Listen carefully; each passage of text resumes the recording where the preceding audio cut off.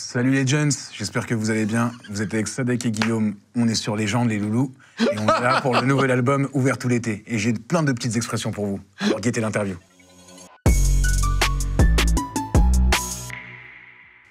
Merci, je vais te prendre. Ça va ou quoi? Ouais, nickel, et toi? Ouais, très bien, bienvenue. On s'est eu au téléphone pour préparer il y a quelques jours. Tu m'as passé un petit coup de fil. Exactement. Non, sur Instagram, c'est ça? Ouais, je t'avais contacté via Insta. Ouais. Et j'étais tombé déjà sur le QG, qui était une émission que je trouvais formidable avec le bon Jimmy. J'aimais beaucoup les happenings, les invités spéciaux que vous recevez, comme le monsieur des forces spéciales et tout. J'avais trouvé Ah ouais, exactement. J'avais trouvé ça super de donner la parole à plein de gens comme ça. Et dans la promotion du nouvel album, j'avais envie de faire un contenu avec toi, parce qu'en ayant regardé Legend, quelques épisodes, notamment avec Cédric Doumbé ou autre, ah oui, je trouve que les discussions étaient intéressantes. Cédric, dédicace. Carrément. Toi, tu sors ton nouvel album qui arrive là. Exact. Ça fait combien de temps que tu n'as pas ressorti d'album là? Alors là, on est sur une période courte. Le dernier, c'était en janvier. Ouais. Mais avant janvier, ça faisait 2 ans et demi. Ouais, ouais, c'est ça. Il y a eu un énorme creux.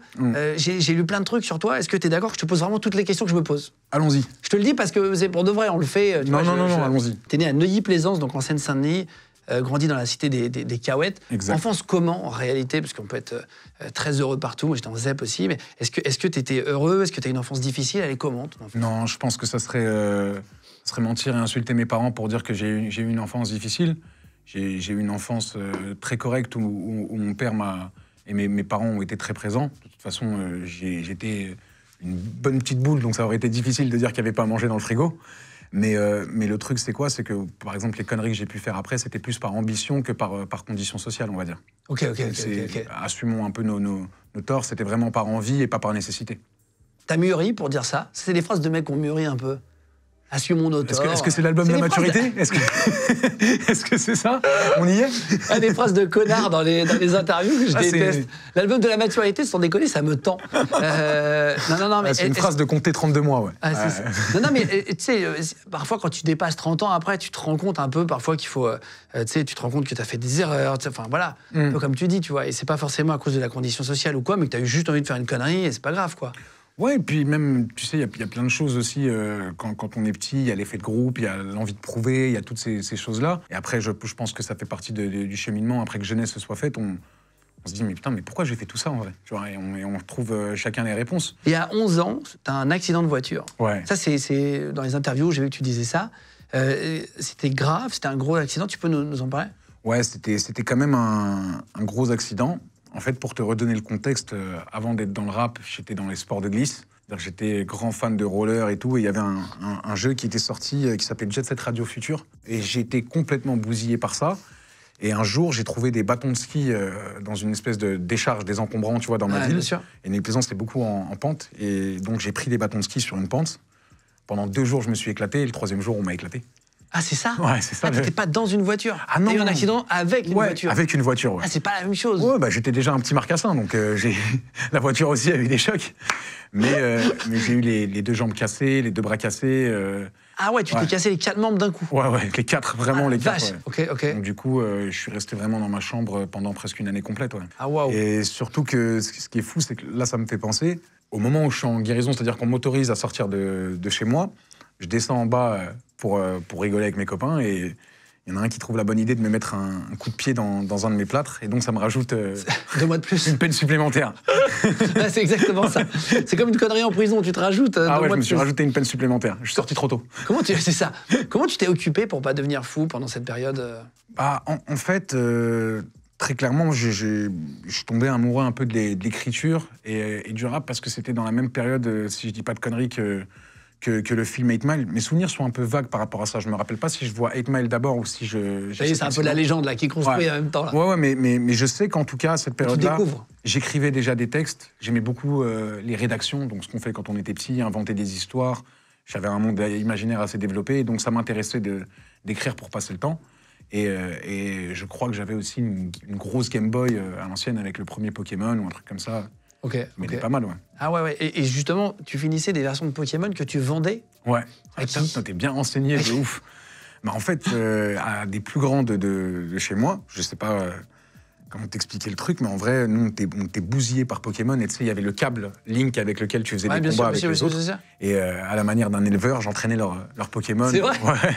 J'allais dans le Safari Park, voler des super bonbons, les trucs avec l'action replay et tout. J'étais un crypto-Pokémon. T'avais trouvé exactement, tu hackais les Pokémon pour gagner de l'argent. Je te jure.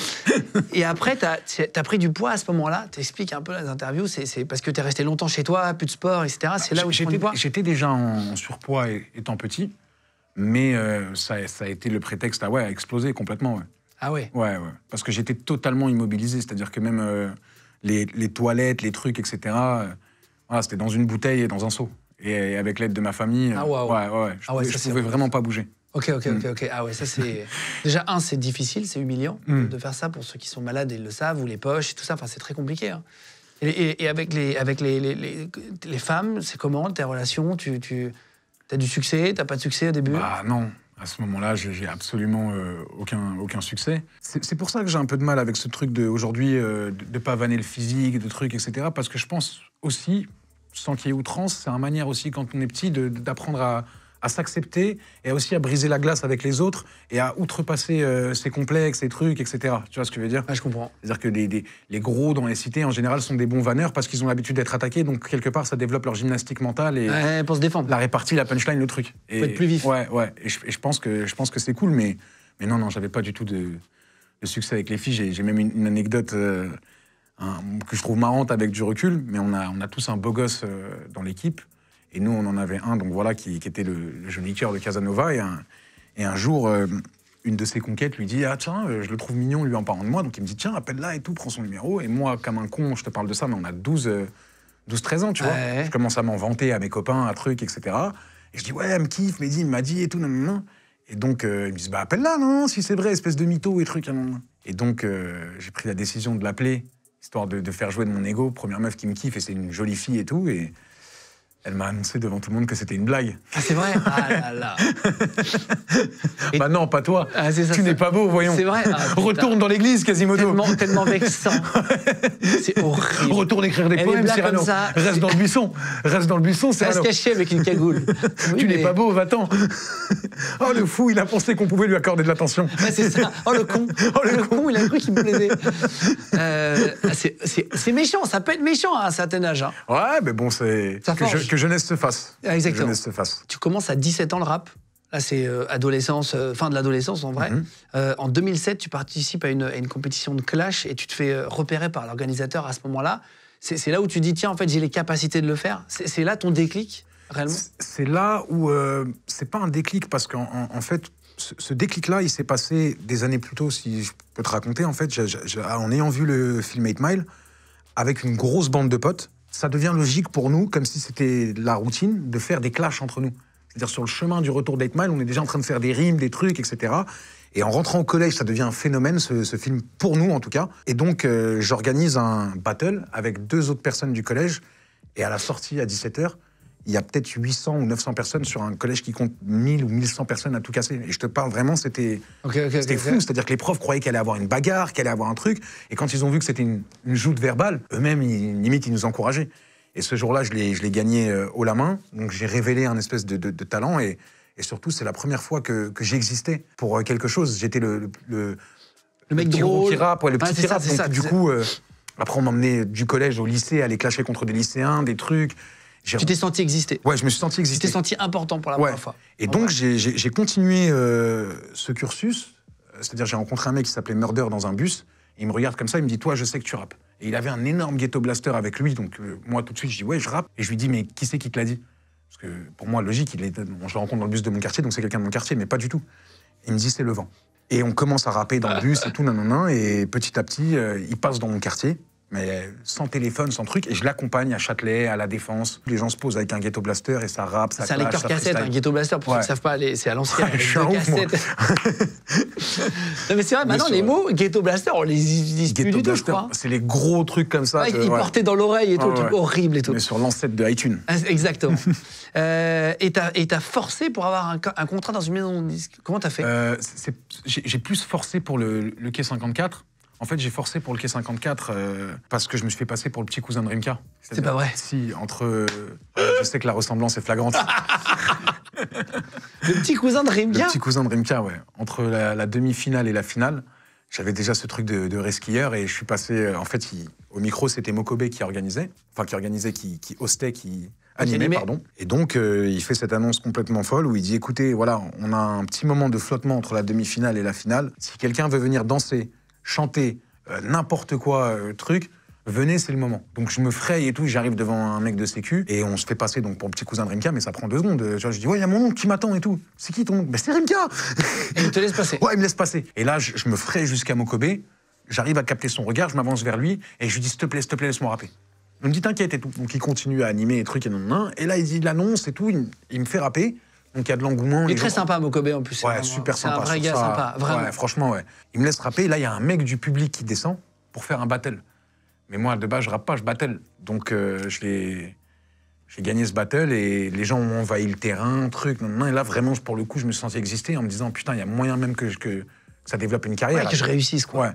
Ouais. Et après, tu trouves une maison de disques, comment ça se passe? En fait, ce qui se passe, c'est que, très bizarrement, de par le fait que j'ai été connecté à cette discipline hip-hop qui est le battle et qui est le rap en extérieur et les cyphers, les freestyles et tout, je suis très mauvais en studio. Pourquoi? Parce que je sais pas poser ma voix, je crie, parce que j'ai l'habitude de poser devant énormément de monde et tout.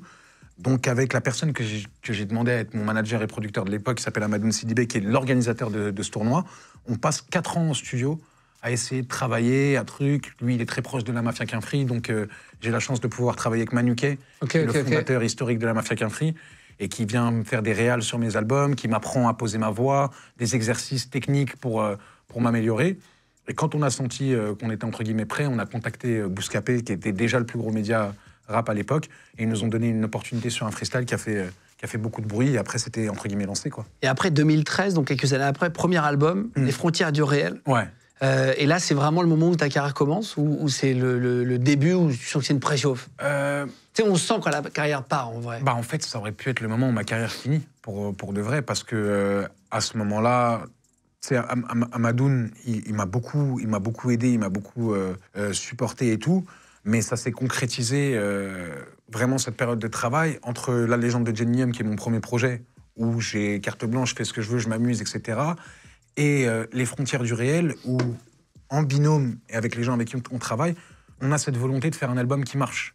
Et je pense que c'est la pire chose quand on fait de l'artistique, c'est-à-dire faire passer le cerveau avant le cœur, c'est... Ouais, t'étais vraiment dans un but commercial, tu veux gagner de l'argent tout de suite, machin. Je voulais un succès. J'avais énormément de pression, parce qu'à l'époque, il y avait très peu d'artistes qui signaient, on n'est pas du tout dans les mêmes créneaux, on est bien avant le streaming. 2013, c'était pas du tout la même époque. Ouais, on est bien avant le streaming. J'avais fait un morceau avec Soprano qui avait bien marché, je commençais à toucher aux radios et tout, et j'avais peur de rater, donc j'ai fait le mauvais choix, et j'en ai subi les conséquences dans un album qui n'a pas du tout marché. On m'a rendu mon contrat en maison de disque. Ah, ils t'ont arrêté là?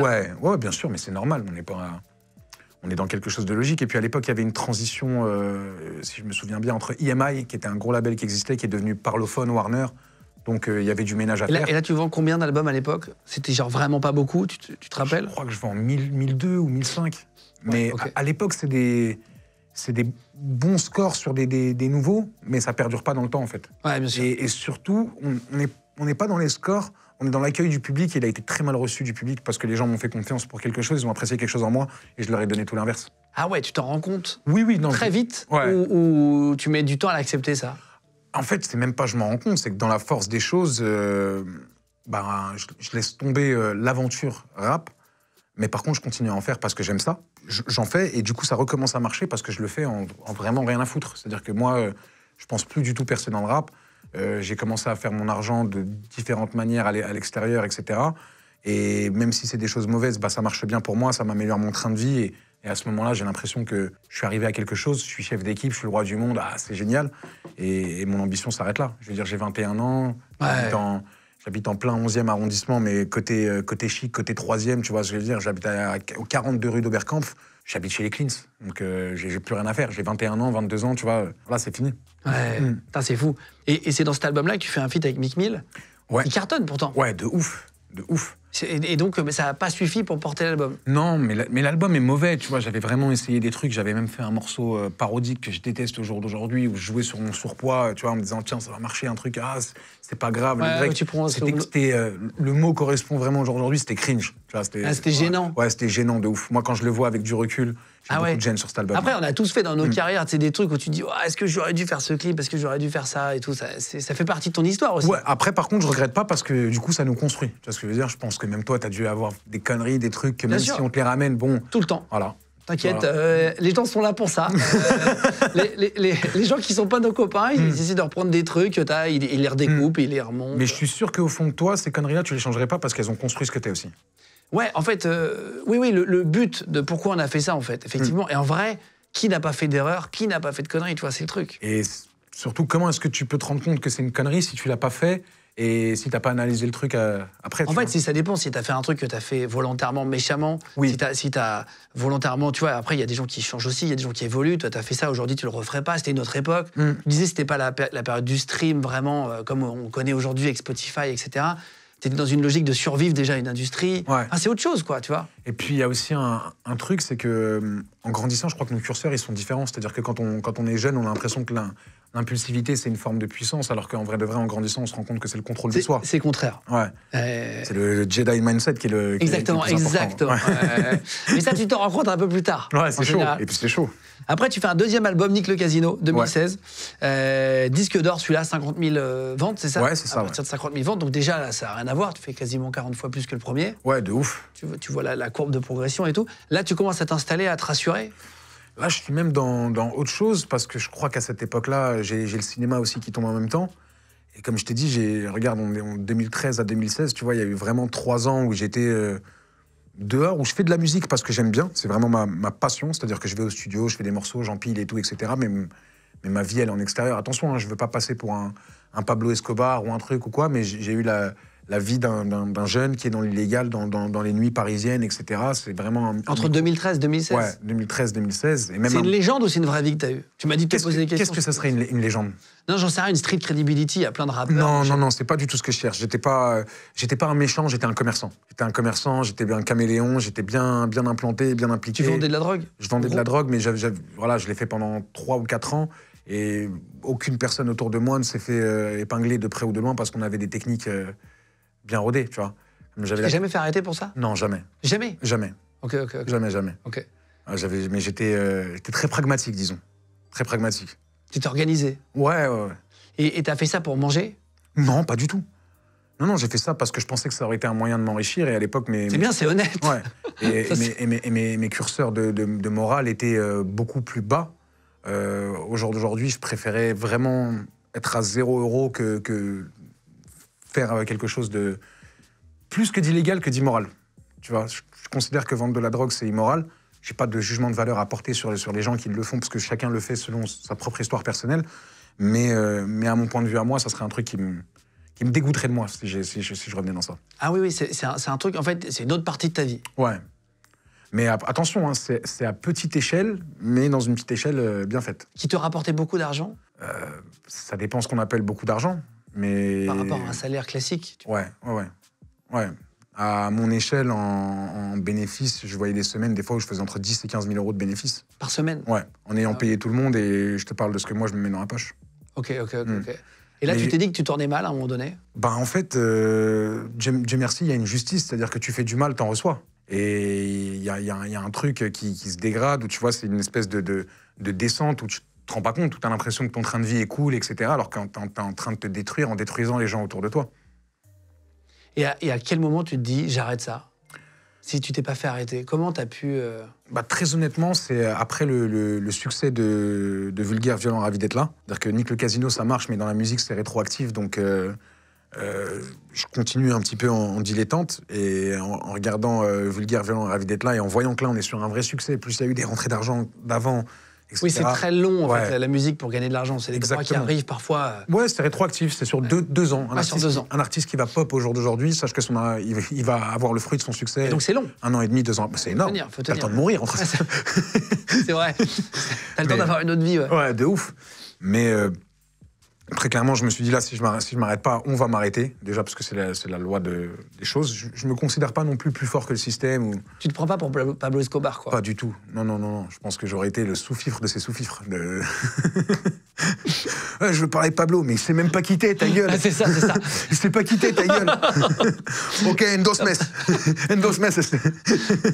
Ouais, c'est ça. Je vois ce que tu veux dire. T'étais le petit vendeur, mais qui gagnait bien sa vie, qui se prenait un peu d'oseille. C'est ça. J'étais un bon détaillant dans Paris. Et le moment où tu t'arrêtes, c'est bon, là, normalement, j'ai assez d'argent avec cet album-là. Oui, et là, il n'y a plus besoin de me mettre en danger, quoi. Oui, et puis on n'est pas dans valider, entre guillemets, dans le fantasme de trucs. C'est-à-dire que moi, je fais ça avec mes copains.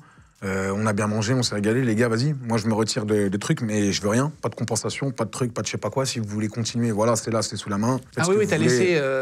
chacun est grand garçon. Laisser la main. Ouais.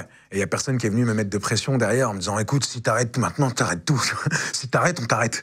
Ouais, je comprends. Non, j'ai pas eu ça. Après, c'est pas que dans les films, ça arrive aussi. Hein. Ça arrive aussi, mais c'est particulier. Oui. C'est pas sine qua non. T'as suivi un peu Validé, toi? Oui, bien sûr. Et tu retrouves ce que t'as pu vivre de près ou de loin, sans forcément, évidemment que c'est romancé, mais... Non, j'ai reconnu, je pense, des histoires qu'on entend dans l'industrie musicale. Après, en même temps, sur Validé, on n'est pas sur un documentaire. Il faut qu'à un moment, la fiction l'emporte et que ce soit divertissant. Donc pour que ce soit divertissant, on va y coller les trames classiques. Après, j'ai beaucoup de mal avec les gens qui se plaignent du fait que des contenus urbains puissent être clichés. Parce que je trouve qu'il y en a déjà peu. Et qu'est-ce que vous voudriez qu'on raconte? Au final, tu vois ce que je veux dire, c'est ces histoires qui sont dans Validé ou dans plein de séries qu'on a taxées de clichés, etc. C'est des trucs qu'on retrouve dans la cité, etc. Après, Nawel Madani s'est fait vachement attaquer là, sur sa série Netflix aussi. Je peux comprendre que ça puisse choquer, mais ça reste quand même des sujets d'actualité.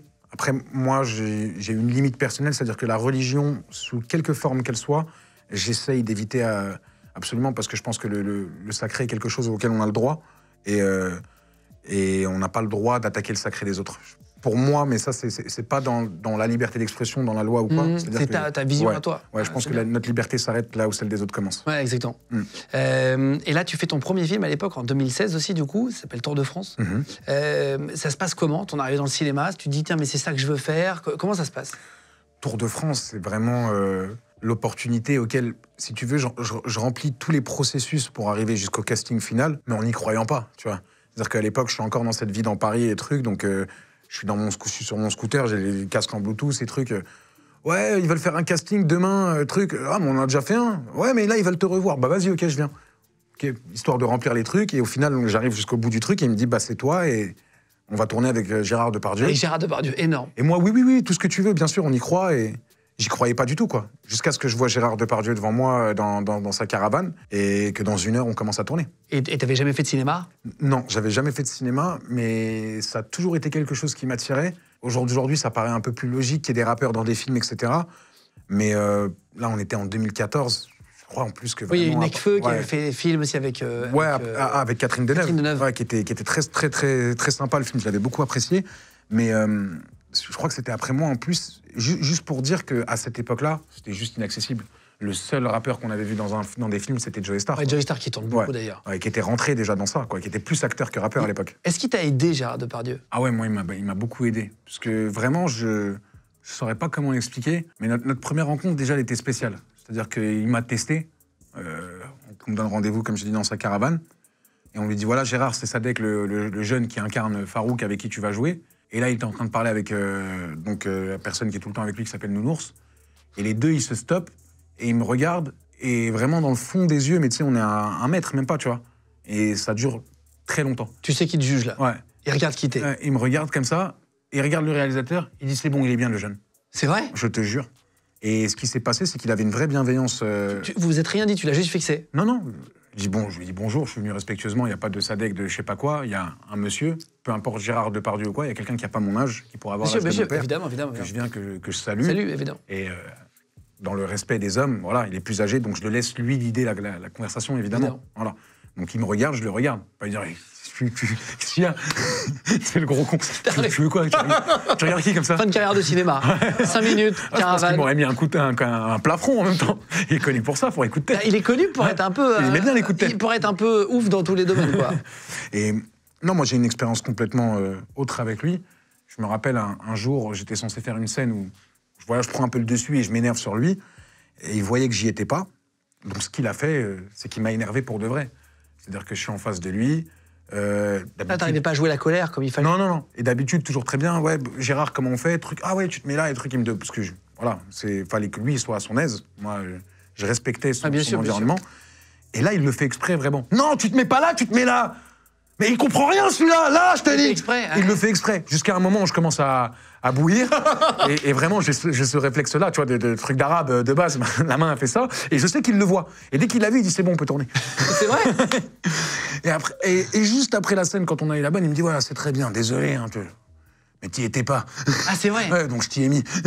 Ah, fort. Il doit être impressionnant à voir jouer. Ouais, c'est impressionnant. Et moi, j'ai gardé de bons souvenirs avec lui. Tu l'as couché à la bière? À la vodka. À la vodka? Ouais, je l'ai couché à la vodka, mais en grandissant, je vois que j'ai aucun mérite. C'est juste les métabolismes qui sont différents avec un âge passé. Je pense que Gérard Depardieu, de 25 ans, il me...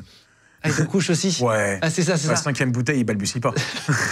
Amateur. Qu'est-ce qu'il a? Pourquoi il titube?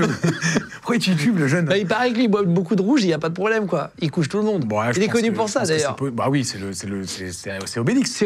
Tu me l'as enlevé de la bouche. Par excellence. Ouais, j'allais dire, c'est Obélix. Mais moi, au-delà de ces souvenirs-là, etc., ce qui a été vraiment cool, c'est la façon dont il s'est comporté avec ma maman, qui est venue au Festival de Cannes et tout. Il l'a vraiment traité, j'aurais pu dire, hein, comme si c'était sa mère. Je dirais. Ah, c'est vrai, ouais. La place de la mère... Bougez, poussez-vous, vous la mettez là. Ils ont tout fait pour qu'elle soit bien au top. Elle était au top. Et on garde un très bon souvenir de cette aventure. Et en plus de ça, c'est quelqu'un avec qui j'ai encore des contacts. De temps en temps, on s'appelle par exemple pour la naissance de mon fils, des trucs, etc. Et voilà, c'est cool. Trop bien. Tu vas me raconter après. Dans une interview, tu parlais de tes problèmes d'alcool. C'était à cette époque-là ou c'était après? En fait, le vrai truc, c'est que après mon opération, j'ai fait une sleeve en 2011 ou quoi, parce que comme je t'ai dit, de 11 à 20 ans, donc je suis arrivé jusqu'à en double obésité morbide. Ah waouh. Ouais. Donc là, c'était... Parce que tu mangeais trop? Ouais. Oui, parce que je mangeais trop, parce que... Pas de sport? Ouais, pas de sport, pas d'hygiène de vie, pas de trucs. Je l'expliquerais pas par une maladie, je pense que ça serait malveillant des gens qui peuvent vraiment en avoir... Ouais, bien sûr, c'est ça. Moi, je pense que c'est l'excès. C'est vraiment... J'avais... comme une obsession compulsive pour la nourriture, les trucs, je mangeais mal, je mangeais vite, je mangeais n'importe quoi, et tout le temps, et voilà. Et une sleeve, c'est un anneau, c'est ça? Non, c'est plus radical, c'est-à-dire qu'on te réduit l'estomac, on te donne comme une seconde chance, et tu repars avec un estomac de bébé. Ah bon? Ouais, et après, qui peut se développer, etc., en fonction de ce que t'en fais. Et donc, moi, je perds 90 kilos sur... 90 kilos? 98 même, pour être exact, ouais. Tu perds 100 kilos? J'ai perdu toi plus un demi-pote. Ah, t'as perdu un mec des forces spéciales, quoi. Ah ouais, un mec des forces spéciales. Il est disparu. Non, mais attends, c'est pas possible. Si, je l'ai évaporé, ouais. Ah ouais, donc ça va vite. C'est ouf. Tu vois vraiment Tu faisais combien au maximum? Je faisais 198 kilos. C'est pour ça que je te dis ça. Je me rappelle le poids auquel j'étais arrivé, c'était 100 kilos. Ah, 2 kilos, t'étais à 200. Ouais, de ouf, hein. C'est énorme. Je pouvais plus me peser sur des balances normales et tout. Ah, ça allait même pas? C'était vraiment un truc de cartoon, ça faisait erreur, tu vois. Mais non. Ou tu vois les balances avec le truc comme ça. Ah oui, ça tapait dans le... Comme en voiture, quand tu vas trop vite, il tape 2 fois, il fait ça. Pour bien, c'est beaucoup plus loin. C'est plus loin, vous, monsieur. 180... à 20 ans? Vous, monsieur, normalement, c'est là-bas. L'aiguille, il fait un tour complet. Ouais, à 20 ans, ouais. À 20 ans, donc tu vois, c'est l'âge auquel... tu découvres normalement ton corps d'homme, de trucs, et donc c'était très violent. En plus, je commençais à être connu. C'était à l'époque où j'avais fait le son Mektoub et tout, qui était mon premier son qui avait un peu marché. Et donc, j'ai perdu 98 kilos et j'ai pu outre-profiter donc de ma jeunesse, entre guillemets. Je passe du même esprit. Parce que ce qui est fou, c'est que quand on est gros, mais qu'on n'est pas complexé, il y a un moment où tu passes outre, et pour toi, tu as l'impression que t'es comme tout le monde, tu vois ce que je veux dire. Et donc, même sur les photos, les trucs, tu te vois pas comme ça. Et c'est quand tu maigris que tu regardes, tu te dis, ah ouais, c'est impressionnant quand même. Il est où l'autre? Tu fais quelle taille? Je fais 1m90. Ah oui, donc t'es très grand quand même. Ouais. Ok. Oui, donc c'est pour ça aussi. Et donc t'arrives à perdre 98 kilos.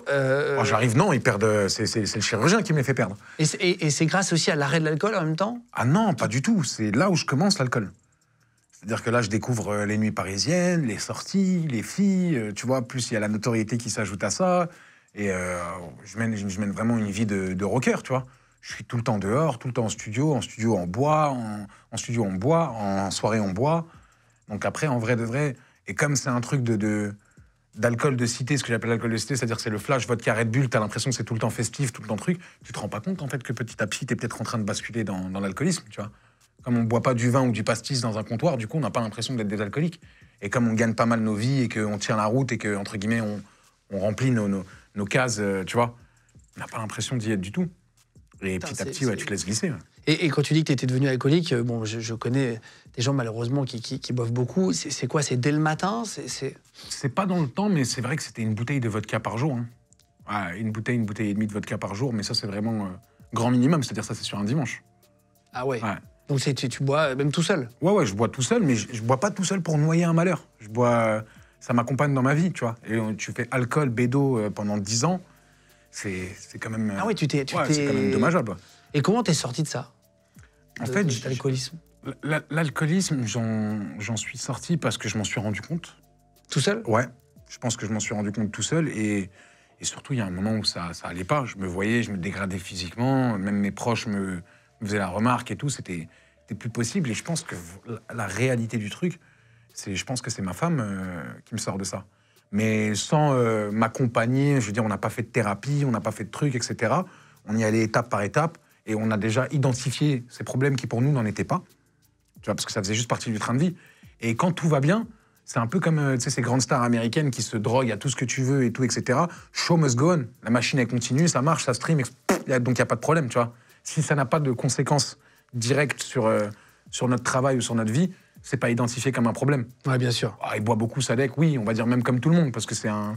Oui, c'est un truc que beaucoup de gens font, latent et récurrent chez les artistes. Ah ouais. Mais en vrai... quand j'ai rencontré ma femme, donc cette femme, pour la première fois de ma vie... Ça fait combien de temps? Ça va faire depuis 2017-2018 maintenant. Ok. Ouais. Et 2018, j'étais vraiment dans une très mauvaise période, dont je te parlerai après. Et en vrai, je l'ai rencontrée et c'est la première fois où j'ai eu cette projection de me dire, attends, mais moi qui avais totalement abandonné cette notion de vie de famille, de trucs, je pensais que j'aurais jamais d'enfants, jamais de femme et tout, j'avais fait ce choix. Et en fait, pour la première fois depuis longtemps, je me remets dans cette projection de me dire, tiens, peut-être que moi aussi j'ai le droit d'être ça, d'être père de famille, d'être un mari, d'être truc, etc. Et ça a été compliqué, cette transition, on va dire, parce que quand t'es artiste, t'as pas les mêmes standards que tout le monde, la séduction vient pas comme tout le monde, les tentations sont pas les mêmes, et au bout d'un moment, même les curseurs de comment les gens te parlent, les trucs, etc., c'est dur de se remettre... Ouais, bien sûr, horizontal, bien sûr, évidemment. Et après, tu as fait un deuxième film qui s'appelle Fleuve Noir. Ouais. Et avec qui dedans? Comment ça se passe? Vincent Cassel et Romain Duris. Ah, t'as joué avec tous les gros. Ouais, et Sandrine Kimberlin aussi qui jouait dedans. Et là, j'avais un petit rôle de policier qui faisait partie de l'escouade de Vincent Cassel. Et on a une scène mythique où il m'envoie dans des rencontres sauvages homosexuels pour récupérer des informations. Et on a un dialogue tous les deux qui est très sympa, qu'on a improvisé sur le coup. Et ça a été une belle rencontre aussi. Ouais, tu joues avec des big acteurs. Ouais, c'est une chance de ouf. Hein. En 2017, tu fais 10 de platine avec Vulgaire, Violent et Ravi d'être là, 180 000 ventes.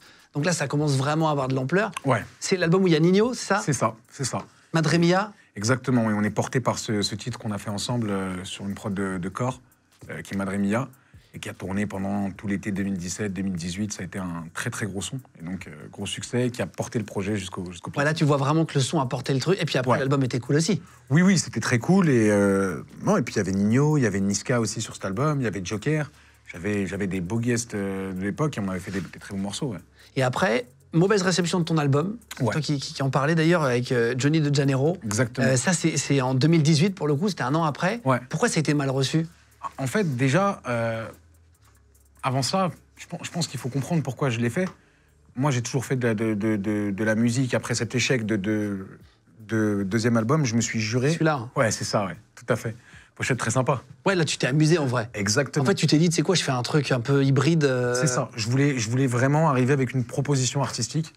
C'était très important pour moi. Moi, j'ai toujours été fan des artistes comme Kanye West. Je parle sur un plan de vue artistique, c'est-à-dire des gens qui osent et qui proposent quelque chose. Et à ce moment-là, je commence à découvrir le Brésil et je m'ennuie énormément dans les sonorités rap français de l'époque, etc. Ça ne me parle pas.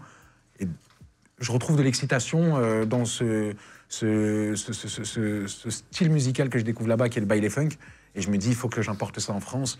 Ah tiens, ça serait marrant de faire comme tu vois, on a ce personnage, il était une fois dans le web, ce Français qui comprend pas les codes rebeux, mais qui est tellement attiré par le truc qu'il s'invente un truc. Tu vois. Et je me suis dit, tiens, ça serait marrant, nous les Arabes, qui, bizarrement, on a beaucoup de trucs où on se reconnaît dans la culture latino-américaine et tout, d'un rebeu qui va là-bas et qui comprend pas du tout en fait le principe de la baile funk et qui veut reproduire leur code mais qui se trompe complètement en faisant une pochette de funk des années 80 alors qu'on n'est pas du tout sur le. Je comprends. Et ça, tu vis ça comme un échec. J'adore parler des échecs, c'est assez intéressant parce qu'après tu t'apprends pendant les échecs. Exactement. Et ça, c'est ton échec à toi. Comme diraient nos amies influenceuses, jamais un échec, toujours une leçon. C'est jamais un échec, toujours une leçon. C'est tellement énervant ce genre de phrase. Mais en même temps, c'est tellement à la mode les comptes, les gars, où il y a des espèces de trucs millionnaires là. Ah non, je vais essayer de t'en glisser une ou deux, moi aussi j'ai envie de m'entendre sur les violons. Avec du violon, des sous-titres jaunes et blancs, très très gros, très très rapides et très très larges. Et ça donne on va essayer une où j'ai un ton très grave, mais où je sur parle. un compte de billionnaire, les gars, ok, avec des citations de Sadek. Motivation. Alors attention, je te la refais, on va essayer de faire une citation qui garderont et tout. Est-ce que c'est ton plus grand échec, cet album? Échec, non. Je pense ma plus grande leçon. Et tu vends combien de celui-là? C'est un échec vraiment dans les ventes ou c'est plus un échec dans la réception de l'image? Non, parce qu'on a Beb qui est platine, qui est mon morceau, je crois, le plus gros en solo, qui est platine, qui doit se diriger vers le diamant tranquillement. Je crois qu'aux dernières nouvelles, il est presque disque d'or ou déjà disque d'or. Donc c'est pas un échec commercial tant que ça, mais dans la réception du public et tout, j'ai une frustration de ouf en me disant putain, je propose un truc et tout, etc. Et en vrai de vrai, tu peux pas choisir ce que les gens aiment ou pas. Et je pense que aussi, il y a un moment où je me suis cru arriver trop vite. C'est-à-dire que dans ce truc de cursus de on fait de la musique pour nous, mais on a été identifié par rapport à un truc aussi auquel les gens nous prêtent. Et là, tu te fais un truc complètement différent, tu vois. Ouais. Et j'ai pas su aussi le présenter de manière anecdotique dans ma carrière, l'annoncer comme un album. Peut-être cette gestion de l'image aussi, tu vois, où je me suis permis un peu beaucoup de choses. Du coup. Parce qu'à un moment, est-ce que tu as pris la grosse tête? Tu dis, tiens, je crois arriver trop vite, c'est ça? Oui, je pense. Est-ce que le fait de faire des albums qui marchent, d'arriver dans des films, est-ce que tu te dis pas à un moment donné, je joue avec Cassel, avec Depardieu, ça y est, tu vois? C'est pas que ça. Je pense que c'était même avant, en fait. Je pense que, si tu veux, j'ai tellement été traité comme une merde toute ma vie qu'à partir du moment où on m'accordait un peu d'importance ou de trucs ou quoi, alors j'ai jamais été dans ce que nous on appelle la hagra, c'est-à-dire l'abus de pouvoir ou des trucs ou quoi, mais peut-être un abus de confiance vis-à-vis de moi-même, de me dire que ça y est, c'est acquis. Et puis il y a un truc très faux et dégueulasse quand tu vends de la gueudreau ou quoi, c'est que tu as l'impression qu'en vrai de vrai, quoi qu'il arrive dans ta vie, tu peux jamais redevenir pauvre. Parce qu'il y a cette solution que tu sais faire. Donc à partir du moment où tu as l'impression de savoir faire de l'argent, tu dis allez, c'est gagné. Et en vrai, non. C'est pendant cette promo que tu te bats en plein Paris? Ouais. Et que là, il y a une autre période qui arrive? Je me bats pas, je me fais éclater. Et je pense que vraiment, faut faire attention aux mots que je vais utiliser, c'est vraiment bien fait pour moi. Je pense que ça arrive au bon moment. Parce que, tu sais, des fois, on n'est pas désolé de ce qu'on fait, on est désolé de se faire prendre. Et en vrai, c'est la première fois où mon alcoolisme a une vraie conséquence, tu vois, violente, où clairement, j'emboutis un mec qui a rien demandé, qui en plus... en voiture? Ouais, avec sa femme et son fils. Après, je parle avec la femme et tout, elle m'explique que le mec, voilà, il vient de sortir de prison juste à l'instant, donc je vois, il est dans un contexte déjà difficile. Moi, je lui rentre dedans en voiture, il est 9h du matin. En plus de ça, comme j'ai pas le permis sur le moment et truc, je fais un gros truc de lâche, je fais un délit de fuite dégueulasse, tu vois ce que je veux dire? Et je pense que vraiment, c'était... Tu sais, je me fais taper, mais limite, tu sais, je me laisse les prendre les coups, parce que là, c'est bien fait pour moi. Là, je pense que j'ai besoin d'une... Attends, mais tu fais un délit de fuite, mais après qu'il t'ait tapé? Non, je fais un délit de fuite et il me rattrape dans Paris. Il y a une course-poursuite qui s'engage et tout. Et moi, je m'arrête, tu vois, quand je vois que ça commence à... Je me dis, malgré tout, j'ai la lucidité de me dire, là, on est peut-être en train de partir sur quelque chose de dangereux. On va s'arrêter, on va discuter. T'avais bu, là? Non? Non, c'est encore pire que ça, c'est que je sortais d'after. C'est même pas j'ai bu truc ou quoi, il est 9h du matin, quand les gens commencent leur journée, moi, je vais finir la mienne, tu vois, c'est ouf. Donc t'étais chargé? Ouais, j'avais bu et truc, et j'étais encore pire que ça, c'est-à-dire que c'était dans la descente de l'alcool, tu vois ce que je veux dire. Et je pense vraiment qu'à ce moment-là, donc, il y a ce truc de la sauce, de tout le monde parle de toi sur les réseaux, et puis c'est violent, parce que moi, je sais pas pourquoi, mais les gens accordent, j'ai l'impression, plus d'importance quand c'est mes histoires à moi que quand ça peut être des trucs beaucoup plus graves chez d'autres artistes ou quoi. Parce que j'ouvre beaucoup ma gueule aussi. Donc il y a ce truc où, bien fait pour lui, tu vois, il arrête pas de l'ouvrir et tout, etc. Donc les gens se sont réjouis de ça aussi. Et ce gars-là te rattrape? Ouais. Il te frappe, il te filme? Non, c'est des petits jeunes, parce qu'en vrai, je te dis, pour moi, ça c'est vraiment une leçon que Dieu il m'a donnée, parce que tout est tellement précis qu'il n'y a pas de place au hasard. C'est-à-dire que la course-poursuite se finit devant un lycée, à l'heure à laquelle les lycéens commencent à sortir. Ah, Sadek, ah, Johnny, truc, nanana. Et même, un truc incroyable que les gens ne savent pas, c'est que au moment où ils commencent à filmer les trucs, etc., moi, je m'en rends compte après. Et ce que je fais, c'est quoi? C'est que je mets une pêche au mec qui me filme. Ils m'ont mêlé. Au mec qui te filme? Ouais, Mais le non. mec qui me filme. Il vient pour rigoler. Ah, non. Taf, C'est vrai? lui, par contre, je ne l'ai pas loupé. Là, sur le coup, j'en ai rentré une. J'en ai au moins réussi une sur tout le truc ridicule que j'ai fait ce jour-là. Et ben, il y a mon instant tunisien qui est revenu. Tiens, on a rentré une juste bien placée, qui a fait tomber son téléphone. J'ai piétiné le téléphone, tu vois. Et ils me sont rentrés dedans et trucs. Et le plus blessant dans ça, c'est que je me rappelle que la femme qui était avec ce monsieur avec qui je me suis pris la tête, au moment où tu as vu ça commence à redescendre et tout, elle me dit ah, on a un enfant dans la voiture. Il te tape pas le gars encore là, non? Si, c'est après qu'on soit battu et trucs. Ah ouais. Ouais. Enfin, quand tu dis on s'est battu, c'est tu dis il te tape lui. Oui, il me tape et bon, voilà, on échange de coups. Mais bon, alors qui a gagné? Il a gagné. 1m60, la rage a très très bien gagné ce combat. Ah, c'est vrai? Ah ouais, on aurait été en UFC, je garde les mains baissées, je sais très bien que l'arbitre va pas faire ça.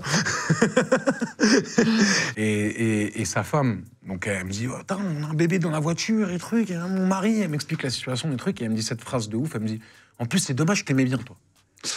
Et là j'ai senti la déception, tu vois, c'est parce que à l'époque, j'avais fait On n'est pas couché, trucs, et c'était un peu les sorties médiatiques que j'avais. Et j'essayais de soigner mes présentations parce que je me disais, j'ai une responsabilité, malgré que je sois bien sûr.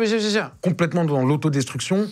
J'avais très peur aussi de prendre la parole et de voilà. Et ouais, non, c'était une très, très mauvaise période. Quand j'y repense. Que tu regrettes aujourd'hui, quoi.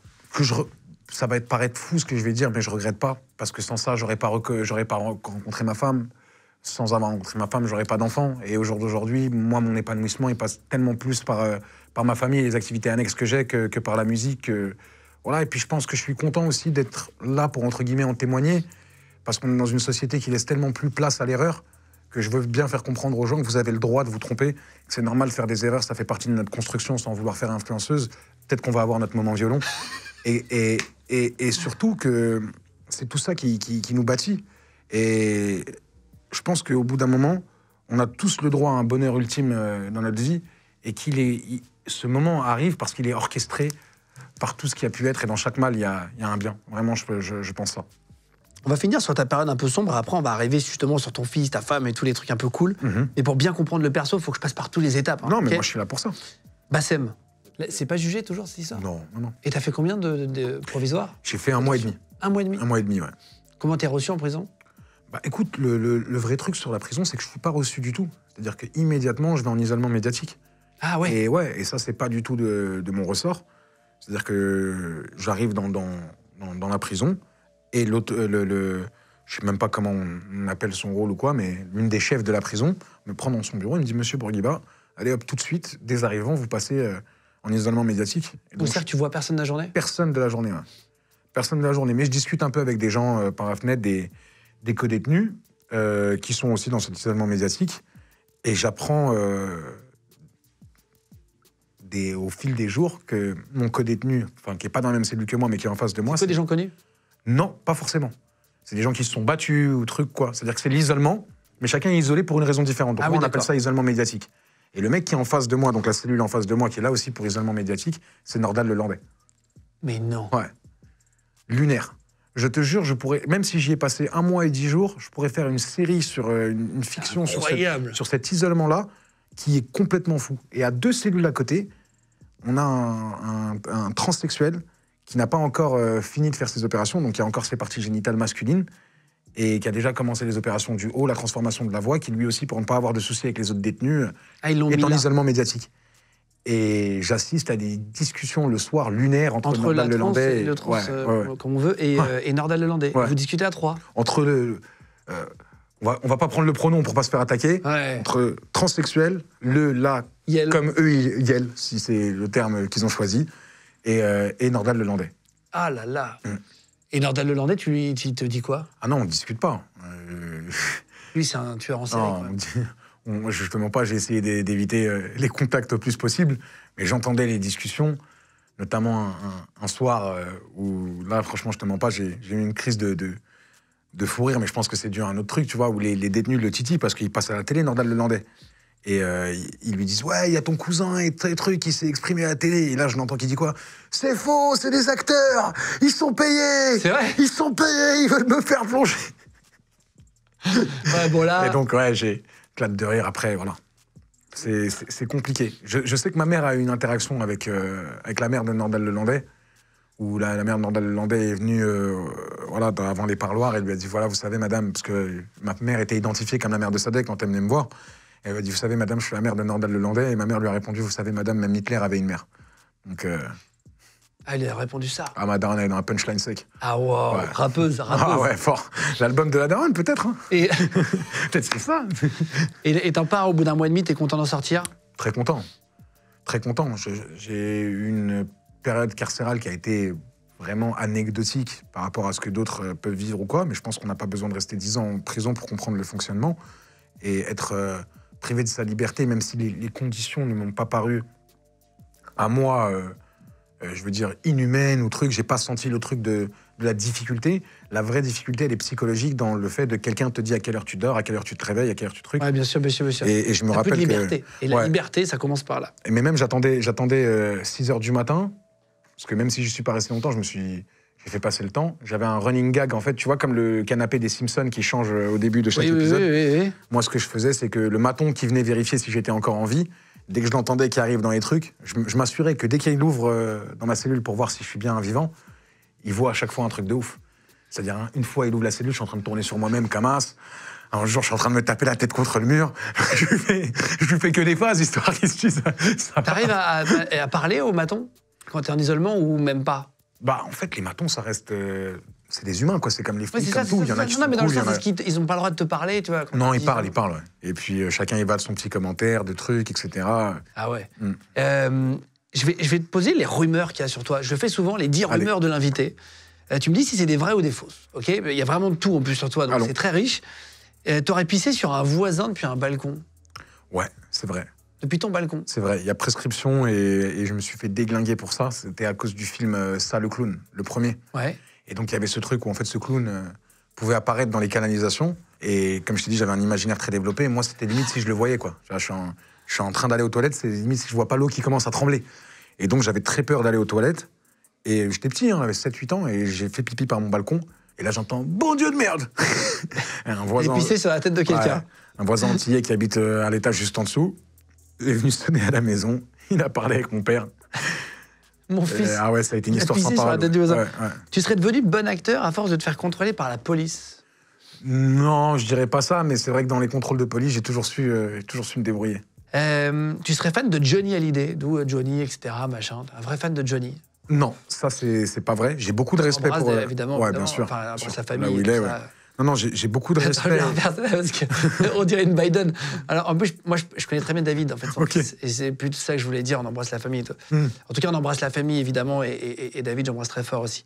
Mais donc, t'es pas fan? Je suis pas un fan inconditionnel, c'est-à-dire que j'ai des gens dont vraiment je suis bousillé. Je respecte, je connais le répertoire, j'admire la carrière, et j'aime ce qui est représenté dans les médias. Mais Johnny, ça vient de... Il y a toujours un Johnny dans les films. J'étais très matrixé par cette espèce d'univers mafieux, spaghetti des années 90. Quand tu étais plus jeune, tu voulais être danseur étoile? Non, jamais. Non, tu voulais faire de la danse, danseur étoile? Non, vu la morphologie, j'ai jamais eu la prétention. Il y a de tout sur Internet, moi je pose des questions, j'y vais. C'est pour une femme que tu serais parti au Brésil? Non, c'est pour les femmes peut-être en général. À l'époque, étant célibataire et on va pouvoir en profiter de ma jeunesse, ouais. Il paraît que tu te serais retrouvé dans une fusillade au Brésil, c'est vrai ça?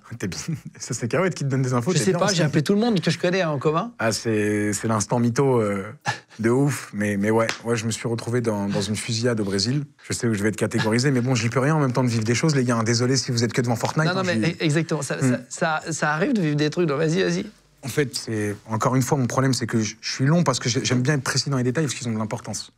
La première fois où je vais au Brésil, je crois qu'on est en 2015-2016, et je découvre une favela qui s'appelle La Rocinha. Pour ceux qui sont allés à Rio, ils doivent forcément connaître. C'est la favela la plus accessible aux touristes, aux gens de l'extérieur, et c'est devenu carrément ce qu'ils appellent une comunidad, c'est-à-dire c'est une favela, mais cool, tu vois.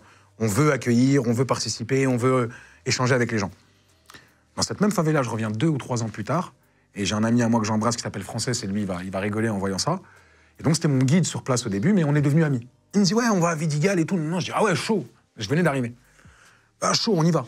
On arrive en bas de la favela, il me dit, ouais, on prend un taxi moto. Il me dit, ah ouais, frérot, par contre, je t'ai pas dit, c'est plus le même délire. Là, en ce moment, ça peut être chaud un peu. Il peut y avoir des embrouilles dehors et trucs parce qu'ils ont changé de faction. Et donc, il y a des guerres entre la police, la BOP, etc. et les trafiquants. Je lui dis, toi, tu montes ou pas? Il me dit, ouais, moi, je vais monter, mes potes, ils m'attendent en haut. La BOP, c'est les policiers d'élite de là-bas, mais ça rigole pas. Hein. Ils ont le droit de tirer à vue sur n'importe qui. Et ils attendent pas. Ouais, Il n'y a pas de sommation comme en France. Il n'y a pas de légitime défense, ça tire. Là-bas, ce ne sont pas des bavures policières, ce sont des actions. C'est-à-dire qu'il n'y a pas... Le terme bavure, c'est non. C'est dommage, quoi. Ouais, c'est ça, ça. On s'est trompé. Exactement. Ouais. En fait, ils sont très connus pour être très très bons techniquement, mais pour être, enfin, je sais pas si on dit sanguinaire, j'en sais rien. Mais en tout cas, ils ont tous les droits. Ils ont tous les droits. Mais après aussi, il paraît que les favelas, c'est très compliqué. C'est ce qu'ils disent dans les. J'ai déjà regardé des reportages, ils disent qu'en fait, ils rentrent, ils se font aussi tirer dessus direct. Bah ouais, mais c'est ça en fait, c'est que pour qu'on comprenne bien, c'est-à-dire qu'on n'est pas comme dans les cités en France ou trucs ou quoi, c'est-à-dire que c'est des factions, c'est des gangs qui sont ultra organisés, extrêmement hiérarchisés. Et les favelas, qui sont des favelas, sont de base des zones de non-droit. Et la justice, l'autorité sur place, c'est les trafiquants. Et il y a d'ailleurs ce truc qu'on appelle là-bas le tribunal du trafic, où les habitants de la favela viennent se plaindre du comportement d'un tel, de truc, de nan. Et c'est les trafiquants qui jugent sur place et les sanctions sont complètement folles. Ah ouais? Ouais. Par exemple, je sais que les violeurs dans certaines favelas de Rio, si un mec est identifié comme violeur ou quoi, ils le brûlent vif dans des pneus. Mais non. Ah ouais. Et toi, à quel moment tu te retrouves dans une fusillade? Bah, en fait, je t'explique. C'est-à-dire qu'on prend les taxis motos, tu vois. Et donc, Frances, je lui dis, t'y vas? Il me dit, ouais, j'y vais. Je lui dis, bah, si t'y vas, j'y vais. Et donc, on monte. Et va savoir pourquoi, son taxi moto, à bout d'un moment, on se perd. Tu vois, c'est un serpentin qui fait comme ça pour arriver jusqu'à un gros en haut qui s'appelle l'Adje des Mirages ou un truc comme ça. J'ai un peu oublié le nom. Mais c'est le bar tout en haut de Vidigal où ils font les soirées. Et donc, je perds Frances. Et je sais pas si t'as déjà eu des moments super intenses dans ta vie comme ça où tu frôles la mort ou quoi. Il y a toujours un espèce d'instant de flottement avant. Et là, tu sais, c'est comme si je n'entends plus de son, plus rien, tu vois, ça flotte un peu. Et là, je vois le taxi-moto qui est devant moi, qui lui voit avant moi ce qui se passe. Il couche le scooter, mais vraiment, tu sais, on tombe, tu vois. Vous glissez. Et il me prend avec lui, c'est-à-dire qu'il est devant moi, il me prend comme ça, main gauche, il me colle avec lui contre le mur. J'ai même pas le temps de comprendre. Et là, j'entends, mais tu sais, des rafales, mais de gros canons, c'est-à-dire des fusils d'assaut. Ça fait très très mal aux oreilles. Beaucoup plus puissant que ce qu'on imagine en vrai. Et donc, si je pourrais te le faire, en fait, nous, on est en train de passer comme ça avec le scooter, tu vois. Le scooter, il glisse ici, il me colle là, et là, t'as une arcane comme ça, là, t'as des trafiquants, là, t'as des policiers, ils sont en train de se tirer dessus. Ok. Mais vraiment une fusillade Walking Dead. Ça tire fort. Ouais, ça tire super fort. Ouais, c'est pas 3 petites balles par-ci. Ah non, c'est tous les droits. Et ça tire pour s'entretuer, tu vois. Et à un moment où je sais pas s'il y a une recharge ou un repli ou un truc comme ça, le mec, il sent qu'on peut s'extirper. On remonte sur le scooter, il me dit « Vaille !» Moi, je cherche même pas à comprendre, je monte avec lui. Et là, on arrive Ah non, on monte. Parce que ça y est, c'est à cet endroit-là qu'ils se tirent dessus. Je veux dire, c'est pas à la guerre dans la favela. Donc on contourne le truc. Et quand je suis en haut, que j'arrive l'Adje des Mirages, c'est-à-dire que là, tu vois tout Vidigal en dessous de toi. Et je me rappelle, je vois des petites éclaircies dans les ruelles où ils continuent à se tirer dessus, tu vois. Ça fait et tu sais, après, ça se déplace de quelques mètres, tu vois. Et c'est ouf, cette image-là, elle m'est restée en tête. Tu vois de... Wow. Ouais. Mais vraiment, derrière un petit mur en briques, allongé comme ça, le plus près du sol, tu dis... Putain, c'était quand, ça? C'était en 2018. Alors, pour parler des trucs un peu plus joyeux, parce que tu racontes plein de trucs... quand même. Tu penses que ta carrière est finie, mais en 2020, meilleure nouvelle de ta vie, tu deviens papa. Ouais. Donc c'est 9 juillet. Ouais. C'est noté. Petit garçon, qui s'appelle comment? Imran. Ouais. Imran, qui devient le plus important pour toi, j'imagine. Ouais, bien sûr. Ouais. T'assistes à l'accouchement? Oui. C'est ça? Ouais, j'assiste à l'accouchement. Tu fais le pot à pot direct? Je fais tout. Ouais. Je fais tout. Je me fais engueuler par ma femme pendant qu'il y a les contractions. J'essaye... Je suis très... Là, ça t'a rappelé des souvenirs. On connaît. Rappelé des souvenirs. En fait, même si tu fais rien, tu te fais engueuler. Tais-toi. Oui, t'as raison, madame. Même ça, tais-toi. Il faut lui dire oui tout le temps. J'ai appris. Ah non, dire oui tout le temps. On ne contrarie pas une femme enceinte. Exactement. Déjà, contrarier une femme, il faut avoir les couilles. Mais alors, une femme enceinte, c'est que t'es carrément suicidaire, mon pote. T'es comment comme père depuis? Là, ça fait maintenant, il a quoi, 2 ans et demi? Un peu plus? Pour l'instant, j'ai du mal à me positionner encore. Parce qu'il est dans l'apprentissage inconscient. Et moi, j'ai hâte et j'ai ce rêve d'avoir des discussions avec lui et de pouvoir l'accompagner et mettre à profit un petit peu toute mon expérience pour pas qu'il la subisse, mais en même temps que jeunesse se fasse. Hein. Je suis pas là pour être ultra protecteur. Bien. Mais je suis un papa poule. Je suis un papa poule, mais qui suit les enseignements de la maman pour pas être gâteau. C'est-à-dire que ma femme, elle a une notion très claire de l'éducation sur des trucs très bêtes. Hein. Par exemple, les légumes, il fallait que ça arrive avant de donner des frites et des conneries, etc. Je l'ai suivi sur ça et je viens pas en fait détruire ce qu'elle fait. Je vais te demander des questions sur quelle sorte de papa t'es, tu vas me dire. Est-ce que c'est toi qui l'engueule et comment tu le grondes? Je le gronde. T'es fessé? Non. T'es au coin? Oui, mais ça sert à rien. Ah bah non. Ouais, ça sert à rien. Ça sert à rien. En fait, j'ai la chance de pouvoir avoir des gens aussi qui m'aident sur l'éducation de mon fils, les méthodes Montessori, des trucs, etc. Et oui, t'es... Ouais. Et je suis très intéressé par ça, donc j'essaye. Tu vois, je viens pas en pensant que j'ai tous les attraits sur l'éducation, que notre éducation à nous qu'on a reçue était la meilleure du monde.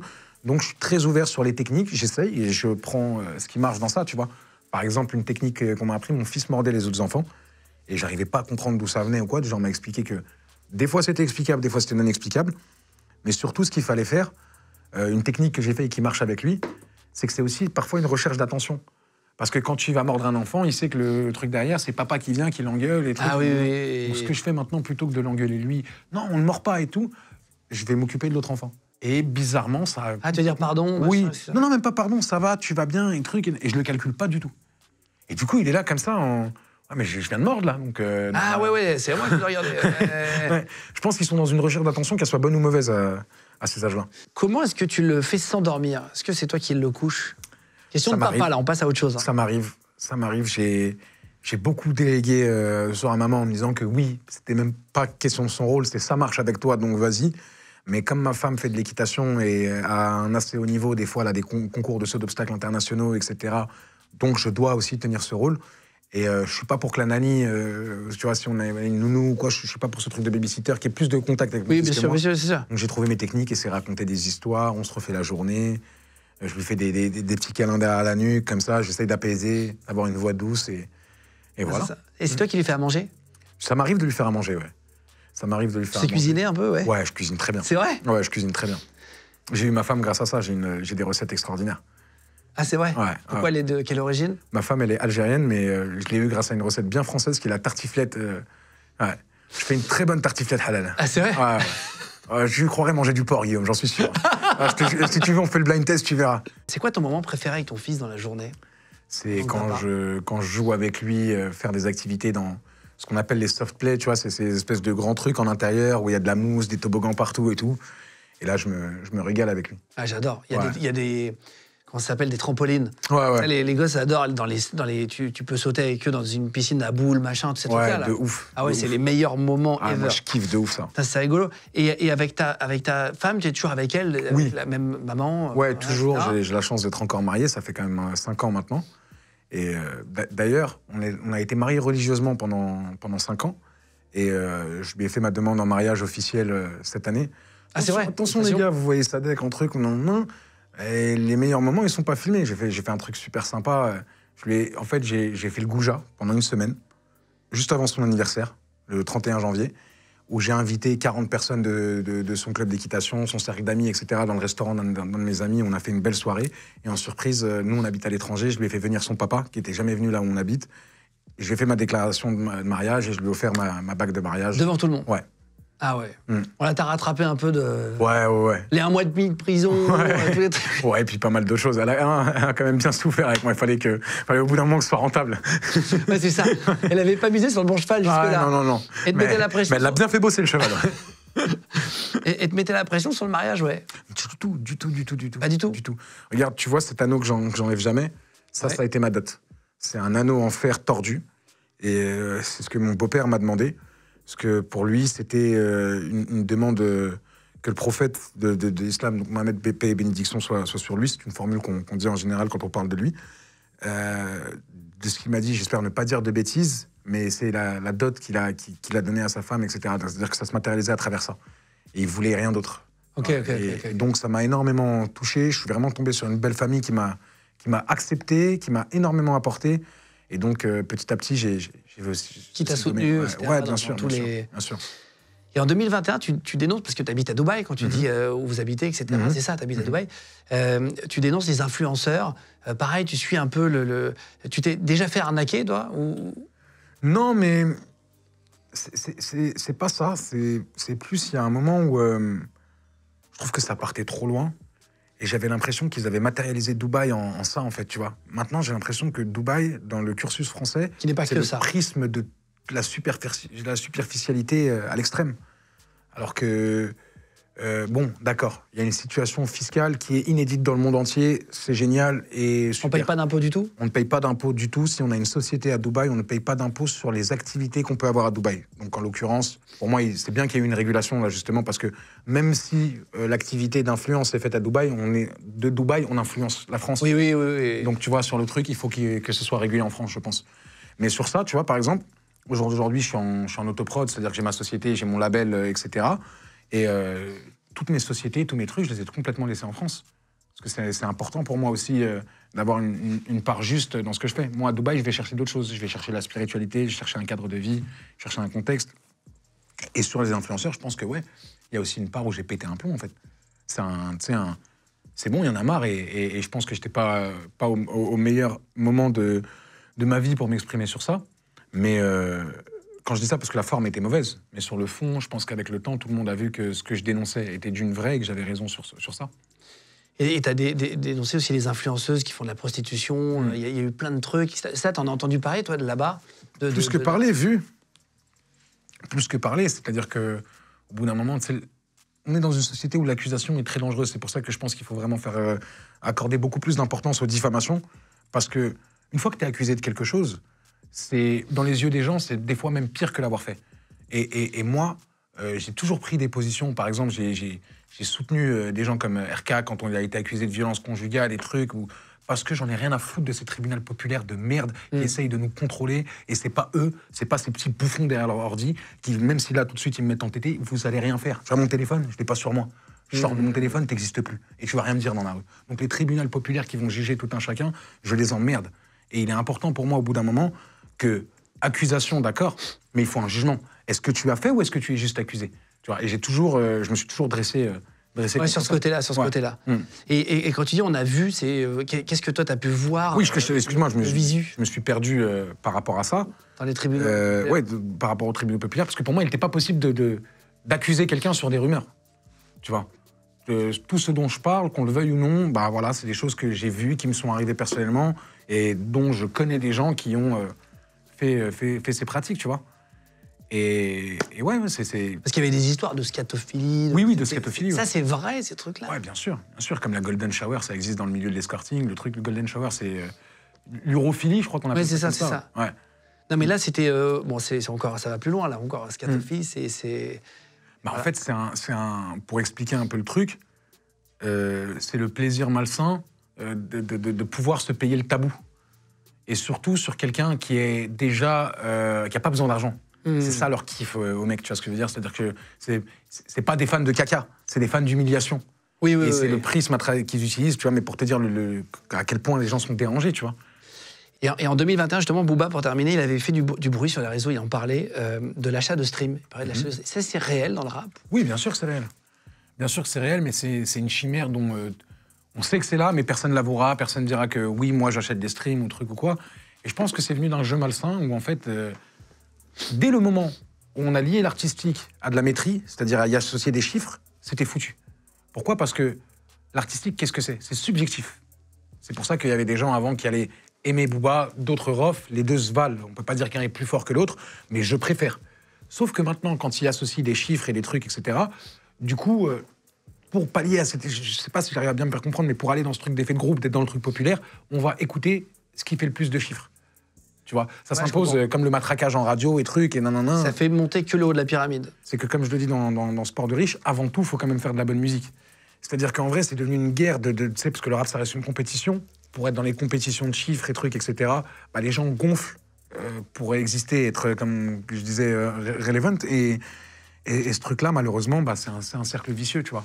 C'est un cercle vicieux duquel je pense qu'on ne sortira pas. Ça y est, les ordi ont gagné. Et dans ta carrière, tu as fait des feats avec, bon, là, j'avais noté la Fouine, Val, il y en a un peu tout le monde finalement. Mais même, attention, je ne veux pas me dédouaner de ça. Bon, moi, je pense que vu les scores que je fais, tout le monde sait que je n'achète pas de stream ou autre ou quoi. J'ai jamais été un gros vendeur. Mais je dis pas ça. Oui, les collègues, ils achètent, c'est pour ça que moi, je vends pas ou truc ou quoi. Mais on sait tous que ça existe et c'est une pratique normale. De toute façon, tape achat de stream, même toi, tu pourras acheter des streams demain. C'est pas. Ah ouais, ok, c'est facile, quoi. Oui, bien sûr, c'est accessible. N'importe qui peut le faire. Il paraît que toi, qui a lancé Nino. Lancer, je trouve que ça serait. Je regarde, moi, sur Internet, tout ce qui se dit, je te pose tout. Non, mais je trouve que le mot serait présomptueux. Mais c'est moi qui lui ai donné son premier feat de sa carrière et je crois que c'était le premier morceau qui sort de sa carrière. En tout cas, j'aime bien me penser à dire, si je me l'autorise, que oui, je l'ai repéré. Mais je ne l'ai pas produit, je l'ai pas... voilà, j'ai eu un regard bienveillant et j'ai accompagné, c'est-à-dire que j'ai toujours... il y a ça, il y a truc, il y a ci à faire ou quoi. Mais je pense que ce qui a lancé Nino, c'est Nino et son talent, qui était... Qui était de toute façon très gros. Ouais. Est-ce que toi, il y a une théorie auquel tu crois pas complotiste, tu vois, mais moi, pendant longtemps, j'ai eu des certitudes sur certaines choses, sur d'autres. Moi, déjà, je crois beaucoup au monde de l'invisible. Et en même temps, si je suis logique et cartésien dans certaines choses, je crois qu'on ne peut pas croire que ce qu'on voit. Déjà, l'oxygène, l'air, on ne le voit pas, alors c'est la chose qui nous est le plus vitale. Donc, comprenons qu'il y a vraiment un monde de l'invisible pour moi. Et il y a autre chose où je peux rejoindre Gibbs. Je ne suis pas sûr qu'on est à la pointe de la technologie de ce qui est possible l'humanité aujourd'hui. Je peux aussi laisser une porte ouverte. Après, je n'ai pas les connaissances, mais ça m'intéresse de me renseigner sur les civilisations comme l'Atlantide ou des civilisations dont on entend parler dans les livres saints. Tu vois, dans le Coran, il y a beaucoup d'exemples où, avant le prophète de l'islam, paix et bénédiction soit sur lui, on avait des prophètes aussi qui sont venus avertir des peuples qui n'ont pas écouté et qui ont été engloutis totalement, sans aucune trace, sans truc. Et tu vois, on voit des vestiges un peu troglodytes à gauche, à droite, qui sont les seuls trucs qui témoignent de la grandeur de ces peuples. Et vraiment, je n'ai pas assez de connaissances dessus, mais ça m'intéresse. Ouais. Oui, on n'a pas tout compris encore aujourd'hui. Ouais. En gros, c'est ça. Ouais. Et pourquoi tu as disparu pendant autant de temps, là? Il s'est passé 1 an et demi, 2 ans, sans qu'on te voie, sans qu'on entende parler de toi. Qu'est-ce qui s'est passé? Ça aurait pu même prendre beaucoup plus ou beaucoup moins. En fait, c'était un truc où, à un moment, je me regarde dans les yeux et je me dis, est-ce que tu es content de toi, là? Et la réponse, elle est non, en fait. Je suis pas content de moi, mais pas à cause des autres, à cause de moi. Je pense que à la place à laquelle j'aspire et surtout la position dans laquelle je suis aujourd'hui, c'est-à-dire d'être seul producteur, seul maître à bord, etc., j'ai une nouvelle carrière qui s'offre à moi. Je pense que pour l'entamer, en rigueur, j'y suis pas. En psychologie, en truc, j'y suis pas. Et donc, j'ai besoin de me remettre en question, de travailler, de faire plein de choses dans l'ombre et de me redonner confiance en moi avant de revenir. Ton album qui arrive, là, s'appelle Ouvert tout l'été. Ouvert tout l'été, ouais. C'est un double album dans lequel il y a la partie jour et la partie nuit. Qu'est-ce qu'il va y avoir dedans? En fait, j'aime bien aussi le terme double album. C'est un album décomposé qui fait suite à un changement de propriétaire. Donc, après un changement de propriétaire, on est ouvert tout l'été. Et j'ai toujours fait de la musique festive comme les Madre Mia, Andale, Bep Bep, etc. Et dans l'album d'avant, où j'avais besoin de raconter une histoire, ou ce qui s'est passé, et de faire comprendre aux gens aussi mon ressenti, je suis resté dans des sonorités, pas de façon voulue, mais beaucoup plus sombres et introspectives. Et là, j'avais besoin de montrer aux gens que voilà, ça fait partie de moi, j'aime faire ce genre de musique. Et donc, j'ai décomposé de deux côtés, avec une partie jour, qui est la partie pour moi... Zumba, Zumba, type beat, reggaeton, musique dansante, du monde. dansante. Dansante. Et une autre partie qui est plus dans un exercice de style jour et nuit. Un public plus averti, un public plus ouvert. Pour essayer de toucher un peu plus de gens, un peu plus large? Non, pas du tout, parce que au jour d'aujourd'hui, comprenant assez les mécanismes du rap, faire du rap, ça suffit pour toucher déjà large ou pas large. On n'est plus dans ces standards-là. Je veux dire, il y a des artistes qui font de la musique très codifiée, sectaire et tout, qui font des scores de vente incroyables. Je pense pas qu'on est dans ça. Je pense que c'est vraiment une volonté de moi de reproduire la musique que j'écoute, en fait. Et tu vas faire 3 albums en 1 an, puisque tu annonces une mixtape en décembre aussi. Un album aussi, ouais. Un album, ouais. Ok, plus celui que tu as fait en janvier. Donc en 2023, ça fera 3 albums, dont un double. Ouais. Comment tu fais? Tu fais que ça, là? Non, j'ai un processus de création qui est assez rapide. En 2 heures, j'arrive à boucler un son, un truc. En 2 heures? Ouais. Puis j'ai une bonne équipe avec qui je travaille. Franchement, je crois que j'ai dû faire 250 sons. Mais non. Ouais, entre 2022 et là. Et donc après, je reprends des bribes, mais surtout, Nick le Casino, c'est un projet très expérimental. C'est 13 albums, 12 albums. Ouais. Okay. Mais on sort pas tout. Non, bien sûr, il y a plein de déchets, plein de déchets, plein de tentatives. Essaye, après le lendemain, t'écoutes, tu dis ah non, machin. Et tu passes. Mais tu produis de là-bas, à Dubaï? Non, je produis beaucoup en France, parce que j'aime mon équipe et c'est le prétexte pour travailler. Et puis je pense que là-bas, je perdrais réalité, en fait. Ma réalité de là-bas n'est pas ma réalité d'ici. Je fais vraiment des allers-retours. Hein. C'est plus ma famille qui vit à Dubaï que moi. Moi, je suis encore entre les deux et ça me convient très bien comme ça. Dernière chose, avant de te faire lire quelque chose là, sur mon iPad, est-ce que t'es paresseux? J'entends des choses sur toi sur Internet où tu dis que t'es paresseux. Ouais, je me trouve... Tu te trouves toujours paresseux? Ouais. 250 sons par an, c'est pas non plus paresseux. Mais en fait, ça, c'est mon plaisir. Pour reciter Sosomanes, la retraite, c'est à partir du moment où on fait ce qu'on aime. Ou je sais pas si je l'ai mal paraphrasé, mais dans la vidéo Squeezie, il avait dit ça, et je suis entièrement d'accord. Ça, j'ai pas l'impression que c'est du travail. Je pense que le travail, c'est se faire violence. La rigueur, ils disent que c'est faire quelque chose qu'on déteste comme si on l'aimait. Et c'est dans ce sens-là où je trouve que je me fais pas encore assez violence, tu vois. Par exemple, le sport, je me suis mis au sport récemment, et bon... Il y avait une citation d'Andrew Tate, qu'on peut penser ce qu'on veut ou pas du personnage, mais pour moi, il avait raison sur ça, où il y a Dean Ross, qui est un gros streamer américain, et qui lui dit « Ouais, comment est-ce qu'on fait pour avoir des abdos facilement ?» Il dit « Facilement ? Pourquoi facilement ? Les abdos trous du cul, c'est le seul truc qui matérialise que tu as travaillé dur, que tu sois riche, pauvre ou quoi. Quand quelqu'un voit que tu as des abdos, ça veut dire que tu as travaillé dur. » Et je me suis dit « Ouais, ça, c'est un truc qu'on peut pas se payer avec l'argent, donc tu vas aller te faire violence pour de vrai. » Et je suis en plein dans ce processus-là, où je veux me faire violence. J'ai pas de body goal, mais ce que je veux, c'est surtout pas utiliser de produits, de trucs, et voir ce que je suis capable de faire naturellement. Ok, je comprends. Est-ce que tu es d'accord que je te fasse lire des tweets? Ouais, bien sûr. On parlait de haters tout à l'heure. Haters Que si c'est des bangers. Je l'avais fait avec Maës aussi, on l'avait fait lire les tweets. Ok.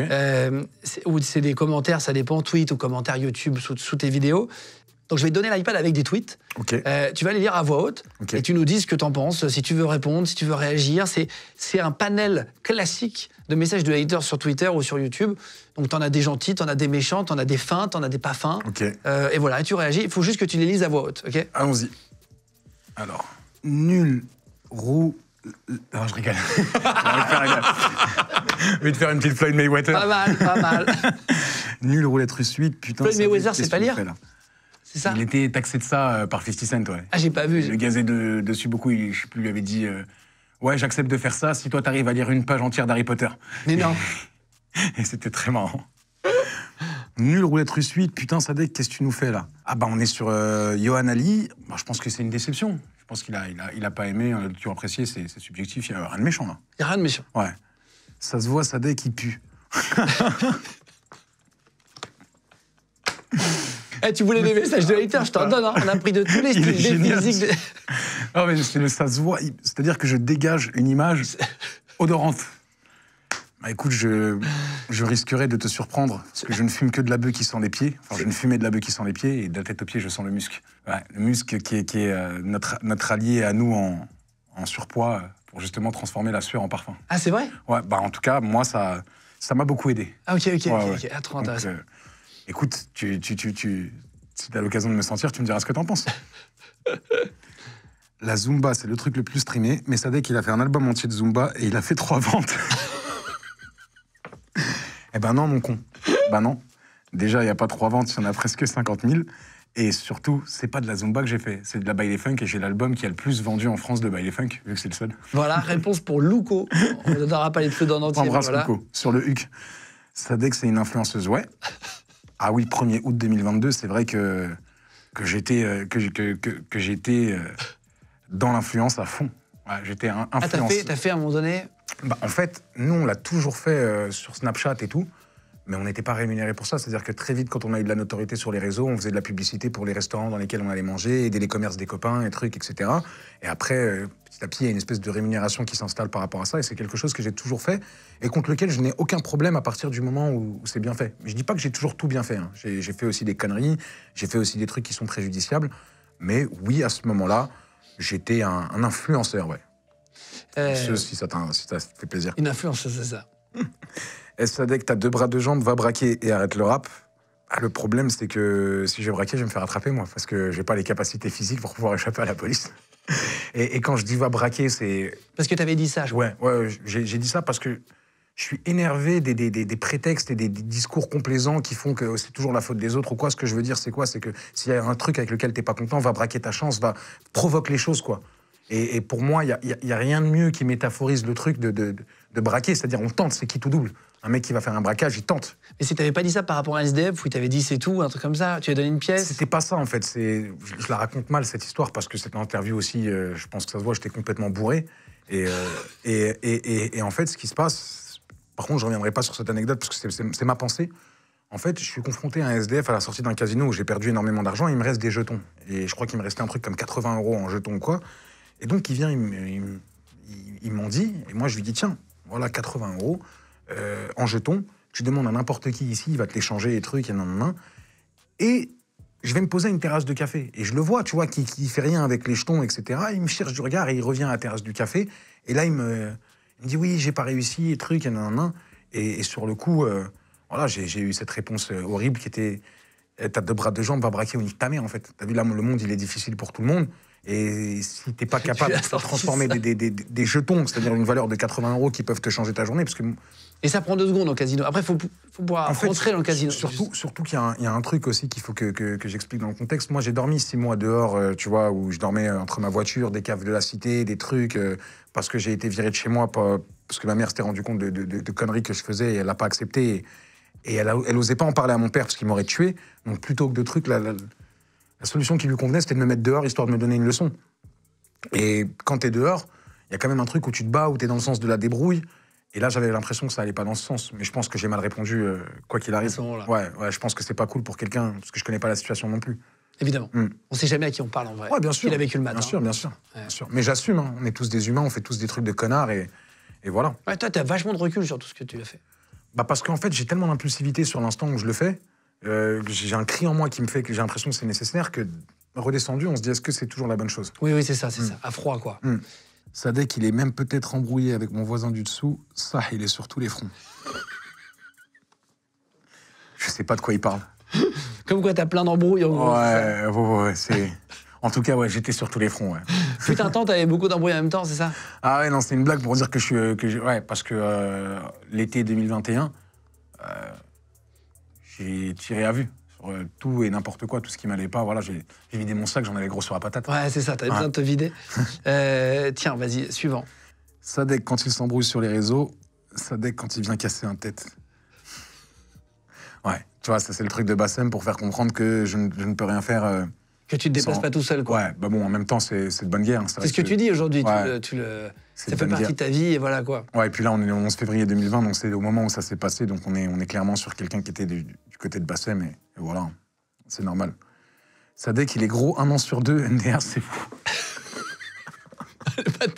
Ouais. On vise la dernière évolution de Bou, quand il arrive musclé et qu'il parle plus avec personne, quand il a le cœur brisé et qu'il parle plus avec Hercule. C'est des trucs qui t'énervent. Tu réponds parfois aux haters sur Internet, en vrai ou pas? Non, avant j'y répondais, mais c'est dans un truc où en vrai, tu te rends pas compte du statut que tu peux avoir et tu parles aux mecs comme si, quand je dis ça, hein, c'est pas qu'on a un statut particulier, mais souvent j'ai répondu à des mecs, ils étaient plus surpris juste que je leur réponde de ce que je vais leur répondre, tu vois. Et je pense qu'à un moment, il faut accepter, il faut laisser couler. Et à partir du moment où on a l'ambition, ou qu'on est devenu un personnage public, voilà, on ne peut pas contrôler ce qu'on peut dire ou ce qu'on veut dire de soi. Bien sûr. Et puis moi, j'ai eu beaucoup de sorties dans les médias aussi où je disais n'importe quoi, où voilà, je pense que je suis dans une ultra-sincérité, où j'ai toujours l'impression que ce que je dis, c'est vrai ou légitime. Donc c'est normal qu'à ouvrir trop ma gueule, on vienne aussi parler derrière. C'est le jeu. Non, en tout cas, bravo, parce que t'as vraiment répondu à toutes les questions. Genre, vraiment, tu m'avais dit, vas-y, pose-moi tout, t'as vraiment répondu à toutes les questions. Ouais, mais je m'attendais pas à tout ça, mais bon. Mais c'est bien, c'est bien. J'ai vraiment un rire de vieil alcoolique, là. En fait, j'ai un peu pris des bronches, et du coup, quand je rigole, c'est vraiment horrible. Non, merci en tout cas d'être venu jusqu'à nous. Merci à toi. C'était cool. Ouvert tout l'été, qui est dispo. Ouais. Double album, allez le prendre. Je vous mets tous les liens, évidemment, comme d'habitude, pour notre invité, en cliquable sous la vidéo. Si vous voulez mettre des commentaires, même pour commenter tout ce que vous avez pensé de tout ce qu'a dit Sadek et tout, vous êtes les bienvenus. Si vous voulez liker, pareil, et vous abonner en masse sur Légende. Merci d'être de plus en plus nombreux. Je sais que vous êtes là avec nous et ça fait trop plaisir. Et puis surtout, s'il y a des choses sur lesquelles vous n'êtes pas d'accord, plutôt que de rentrer dans un tribunal populaire, débattons. Faisons avancer. Peut-être que vous me ferez changer d'avis. Peut-être que j'ai dit des conneries. Et soyez bienveillants. Merci beaucoup. Merci d'être venu à toi. Merci.